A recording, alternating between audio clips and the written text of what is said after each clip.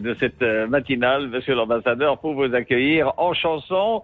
Vous devinez pourquoi on a mis cette voix et cette chanson précisément? Écoutez, je crois, moi je suis plutôt dans la littérature, mais c'est une très belle surprise et je pense que c'est Patrick Juvet, ce serait possible?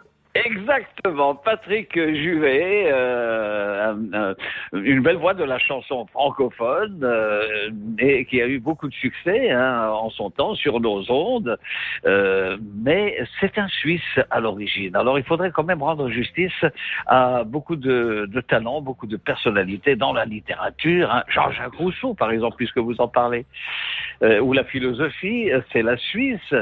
Donc rendre justice et rappeler que beaucoup de ces personnalités sont considérées ou prises pour des Français ou des Françaises ou des Français, alors que ce sont des Suisses et des Suissesses, n'est-ce pas, monsieur l'ambassadeur? Tout à fait. Alors Patrick Juvet est une grande star de la musique dans les années 70, je crois. Alors c'est vrai qu'on a de très nombreuses personnalités qui ont été couronnées de succès dans tous les domaines, le cinéma avec Jean-Paul Godard, la littérature ou la philosophie avec Jean-Jacques Rousseau et bien d'autres que je ne veux pas citer maintenant, l'architecture bien sûr. Mais alors c'est vrai qu'ils sont suisses. Le Corbusier, exactement. Oui. Donc il y a toute une Blaise Cendrars dans la littérature. Voilà, donc il y a tout un énorme rayonnement de la Suisse à travers ces personnes, mais qui n'aurait pas été possible sans la dimension francophone, bien entendu, ou germanophone ou italophone, c'est-à-dire que sans la France, respectivement l'Allemagne ou l'Italie, ces personnes n'auraient peut-être pas eu la même audience que celle qu'elles ont eue. Voilà, il y en a beaucoup à citer, on n'aura pas le temps, malheureusement, mais je voudrais juste évoquer deux merveilles, à savoir Ursula Andress, et bien entendu Marthe Keller. Voilà pour cette introduction. Mais on va évoquer, monsieur l'ambassadeur, quelque chose qui nous tient qui réchauffe notre cœur en vous recevant ce matin. C'est la célébration des 100 ans de l'établissement des relations diplomatiques entre le Maroc et la Suisse. Et malgré la conjoncture, vous tenez à accorder à cet anniversaire un éclat particulier. Un mot sur cette célébration. Merci, effectivement. En 1921, la Suisse ouvrait un premier consulat, à l'époque à Casablanca, transformé ensuite, bien sûr, en ambassade à Rabat. Alors, nous allons célébrer le centenaire de cette ouverture d'une présence diplomatique avec d'abord un grand cycle de conférences en collaboration avec l'Académie royale du Maroc et l'Académie Hassan II des sciences et techniques. Et je remercie les deux secrétaires perpétuels de ces académies pour leur intérêt. Donc, un grand cycle de conférences sur l'innovation, parce que la Suisse est vraiment la championne du monde de l'innovation. Depuis 7 années consécutives, elle est sacrée le pays le plus innovant au monde.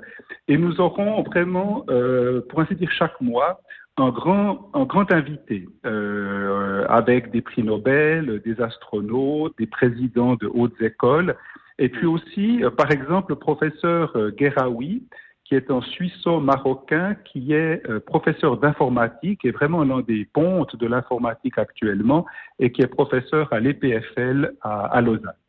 Voilà, donc il y aura, j'en passe, et des meilleurs, même le professeur Kello, qui est un autre prix Nobel, monsieur Nicolier, qui est un astronaute, etc. Donc une grande activité en termes de conférences sur l'innovation, la formation, la recherche, et puis aussi diverses visites politiques de haut niveau que nous espérons pour cette année.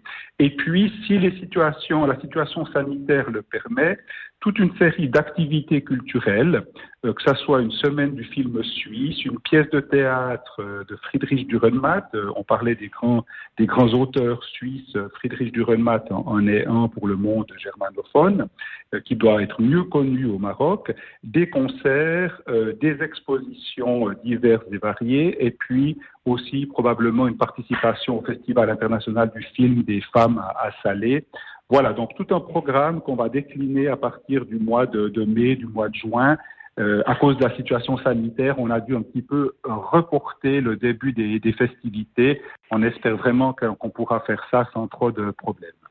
Voilà, mais vous en êtes témoin. Au Maroc, on fait tout pour endiguer cette pandémie. Je pense que vous pourrez nous donner votre point de vue là-dessus. Vous vous êtes intéressé à la situation, vous vous êtes même impliqué, la Suisse est impliquée auprès du Maroc dans cette lutte. De quelle manière, on peut dire ce matin? Alors, nous sommes en étroite collaboration depuis le début de la pandémie au mois de février l'année dernière ou début mars. Nous avons j'aimerais d'abord saluer l'énorme effort de solidarité du Royaume tant à l'interne que également à destination de l'Afrique. C'est tout à fait remarquable, toute la solidarité que nous avons vue ici au Maroc. Également, j'aimerais saluer la manière avec laquelle les autorités ont empoigné ce dossier au cours des derniers 14 mois. Et puis, pour la Suisse, nous avons aussi décidé d'être en solidarité, bien sûr, avec le Maroc, et nous avons agi à travers plusieurs axes pour toucher les personnes les plus vulnérables, celles qui sont les plus touchées par les conséquences de la pandémie, donc principalement les enfants, les populations marginalisées, les migrants et les migrantes, et puis les femmes qui ont été, comme partout ailleurs, plus victimes de violences domestiques pendant cette pandémie qu'auparavant.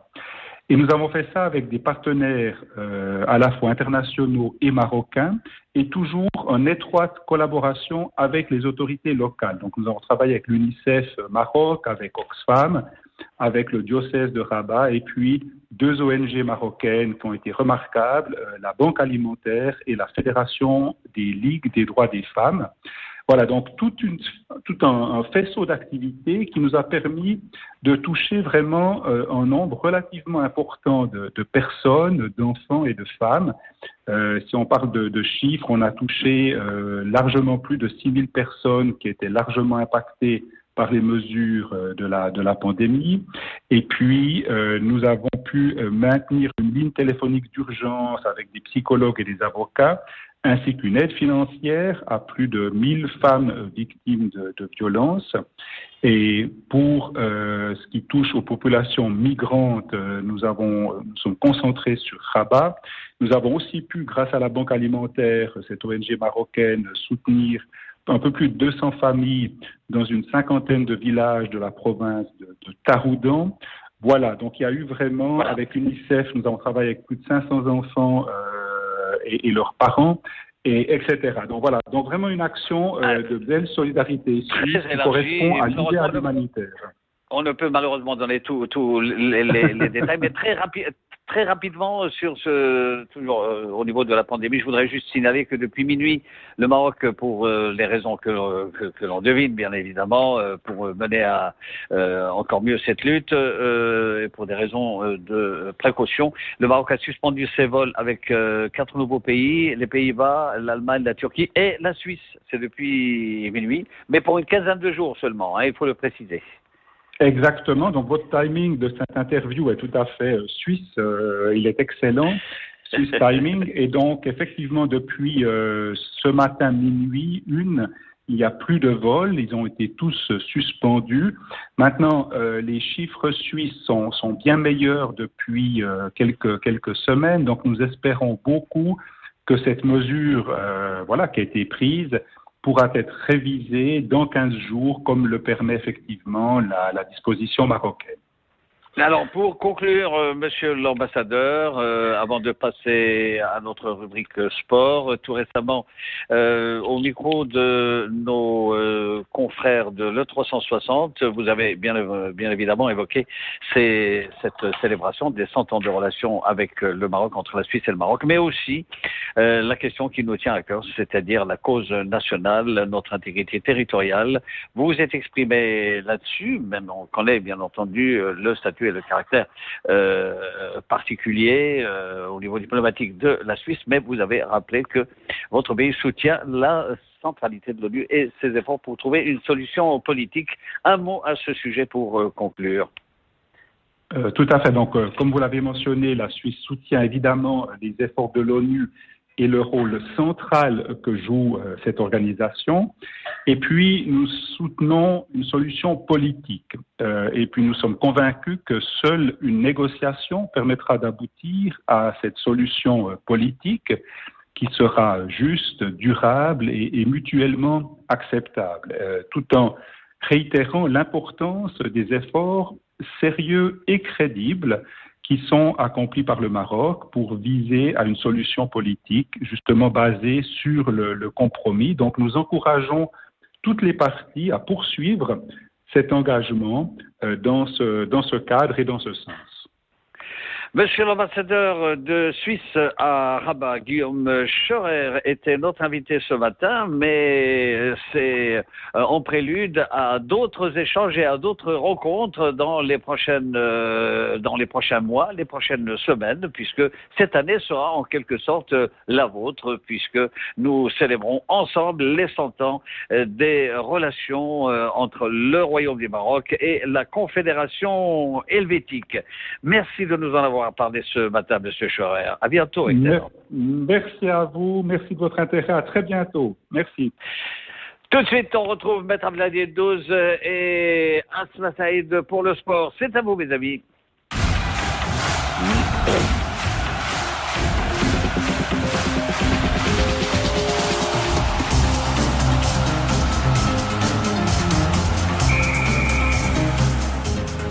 Bonjour Abdelhadi. Bonjour Asma. On commence par le football avec la CAN 2021 Junior. Le Maroc, premier de sa poule. Ça se déroule en Mauritanie. On est premier avec 7 points et surtout 0 but encaissé. Personne n'a fait mieux. Donc l'équipe nationale avec un +4 après sa victoire 3-0 hier face à la Tanzanie dans le cadre de la 3e journée du groupe C. On est premier de notre poule. Pour Zakaria Boub, l'entraîneur national, c'est un scénario idéal et surtout un réalisme retrouvé. الجوار ديالي قدموا مقابله في المستوى الكبير. النجاعه اللي غابت علينا في المقابلات الاولى قدرنا باننا نسجلوا اهداف وسيرتو كان لو سيناريو اللي تصورناه هو هذا. اون فا با ليسي اون ايكيب دو تنزاني اللي خسرات باخطاء فرديه في بريمير ماتش اللي صعب عليها الماموريه وحنا عرفنا بانه الا خلينا الماتش في الاول ما حسبناش فغي يتصعب علينا فلهذا بادرنا من الاول الهجوم. الفرص اللي كانت في المقابلات الاولى ما قدرناش نستثمروها الاهداف فالحمد لله استثمرناها اليوم. تحت لينا عاوتاني العديد من الفرص. الدوزيام ميطون نا با بي لو كونكريتيزي. الحمد لله خرجنا زيرو بليسيور ما عندناش دي كونترانت ديال لي كارطون باش نقدروا ننظموا الجروب ديالنا. غنرجع نواديبو عندنا مقابله صعيبه لان سي ان ديربي ماغريبان كونتر اون ايكيب دو تونيزي ديجا لافرونتي في لي فاز دو كاليف مي الحمد لله on va préparer notre équipe comme il le faut. Le match, vous avez pu remarquer, Nouadhibou s'est déroulé à Nouakchott, donc dans la capitale. Ayoub Mouloua, numéro 9, a été élu meilleur joueur de la rencontre. L'autre match qui s'est déroulé à Nouadhibou, dans la même poule, la Gambie a créé la sensation en battant le Ghana 2-1. Et la Gambie qui a pris finalement la 2e place derrière les Lionceaux de l'Atlas. Le Ghana s'est qualifié en tant que meilleur 3e pour les quarts de finale. La Tanzanie éliminée. Justement, en quart de finale, comme l'a dit Asma Zakaria Boub, on jouera contre la Tunisie. Un derby maghrébin pour nous. Ce sera à Nouadhibou vendredi à 17h. Donc je rappelle, vendredi à 17h à Nouadhibou, le Maroc contre la Tunisie qui s'est qualifié en tant que meilleur 3e. Auparavant, c'est-à-dire jeudi, il y aura les 2 premiers quarts Ghana-Cameroun. Cameroun avec Etienne Eto'o. C'est le fils de Samuel Eto'o qui joue avec l'équipe camerounaise, même s'il est remplaçant. Il a marqué 2 buts. Mais il joue avec un club aussi, non? Oui, je sais pas. C'est sûr, il joue avec un club, mais on le connaît pas. En tout cas, c'est un international camerounais qui a marqué 2 buts lors du 3e match des Camerounais qui étaient déjà qualifiés. Il y aura également Burkina Faso-Ouganda et pour le dernier quart de finale, vendredi toujours, la République centrafricaine face à la Gambie. Je rappelle, le qualifié entre Maroc-Tunisie jouera contre le qualifié, et en demi-finale, jouera contre le qualifié entre la République centrafricaine et la Gambie. Asma, les demi-finales sont prévues lundi prochain. Ligue des champions africains, le Wydad joue cet après-midi en Angola. À partir de 14h, Luanda, la capitale angolaise, ce sera la deuxième journée, mais première sortie du Wydad face à Petro Atlético. Match à partir de 14h. Les Wydadi Asma qui resteront en Angola, pas pour du tourisme, mais pour préparer un autre match qui a été délocalisé. Il devait avoir lieu à Casablanca, il sera disputé à Ouagadougou. C'est officiel, le match aura lieu dimanche, donc la première journée. Kaizer Chiefs Wydad Kaizer Chiefs aura lieu